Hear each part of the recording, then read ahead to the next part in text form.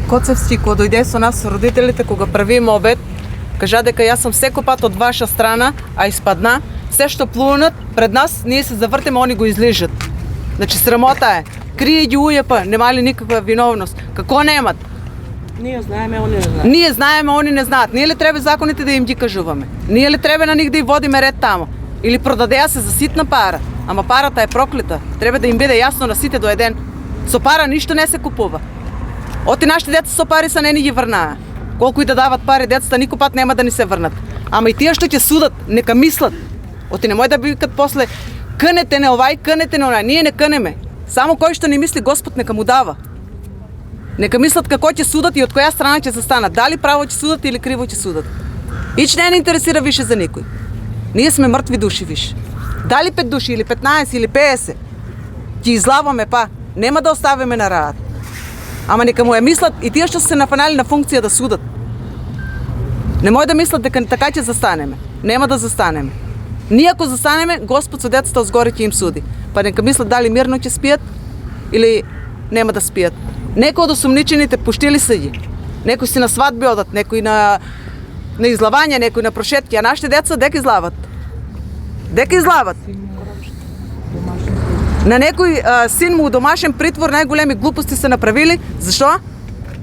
Како нашите деца не беа у домашен притвор, туку нашите деца се гнијат, веќе се скапани. Нека размислат колку деца скапаа. А не со дигна на глава да одат укочени. Со каква дигна на глава? За сите партии се од нас, не за една.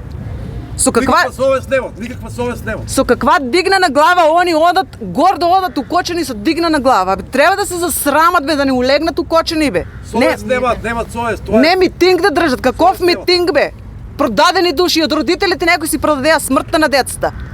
Не да трчат после кај адвокати и да поднасат тужби. Треба сами да се убијат тие родители. Дето сигурно се срамува горе од нивните глупостари што ги продадат. Абе парата не е вечна. Треба да им биде јасно дека со пари човек може и да загине, а и без пари може да загине. Нека размислуват малку кој што прават.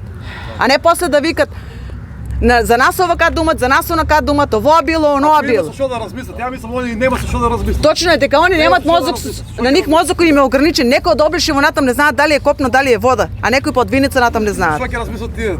Со што ќе мислат? Треба да имаш нешто во главата па да мислиш, а не.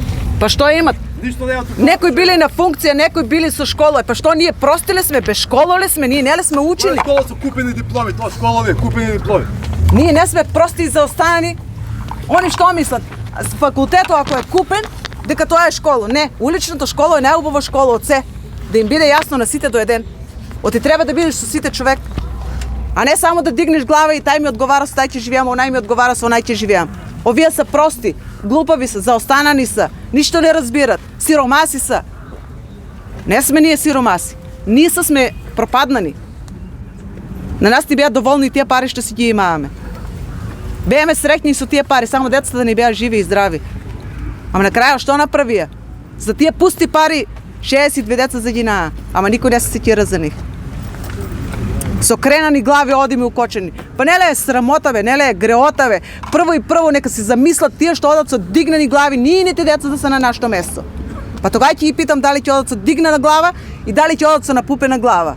Тај нема совест, тај ќе оде со дигнана глава, тај не знае за милост. Тоа не се луѓе, тоа се зверове, тоа се монструми. Они не водат рачун за нивните деца. Ако они водат рачун за нивните деца, оти ќе работат што треба. И нивните деца се загрозени. Животите на нивните деца се загрозени. Нивните деца утре ќе одат у дискотеки, ќе одат у кафичи и може истата случка да и се деси и нивните деца. Ама они не мислат за своите деца, они мислат само за себе. И за парите. Па што ќе се и пари. Значи тие се бездушни. И да и доста више со тоа стои некој не стои ни една партија на наша страна. Тие сите што се запослија и што и обеќаа работно место нема ги на ни еден митинг ги нема. Значи успеале се да ги или се ги заплашиле. Нема ќе излегнеш на митинг ќе те нападеме од работа. Не се ги на марш.